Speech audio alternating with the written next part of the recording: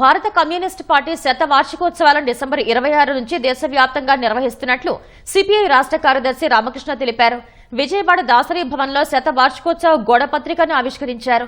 ఉప ముఖ్యమంత్రి పవన్ కళ్యాణ్ రేషన్ బియ్యం అక్రమ రవాణాను అడ్డుకోవడం శుభ పరిణామమని రామకృష్ణ అన్నారు. గత ప్రభుత్వంలో అదానీతో చేసుకున్న సోలార్ పవర్ ఒప్పందాలను రద్దు చేయాలని డిమాండ్ చేశారు. అదానీ ఒప్పందాల విషయంలో పెద్ద ఎత్తున లంచాలు తీసుకున్నారు. 2100 కోట్ల రూపాయలు లంచాలు ఇచ్చారు.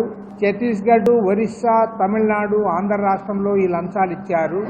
అందులో 1750 కోట్ల రూపాయలు ఒక్క ఆంధ్రప్రదేశ్లోనే 2021లో ఇచ్చి అదానీకి సంబంధించి సోలార్ అగ్రిమెంట్ చేసుకున్నారని చెప్పి స్పష్టంగా ఇవాళ ఫెడరల్ బ్యూరో ఆఫ్ ఇన్వెస్టిగేషన్ వాళ్ళు తెలిచారు. దానిపైన న్యూయార్క్ ఈస్టర్న్ డిస్ట్రిక్ట్ కోర్టులో కేసు వేశారు.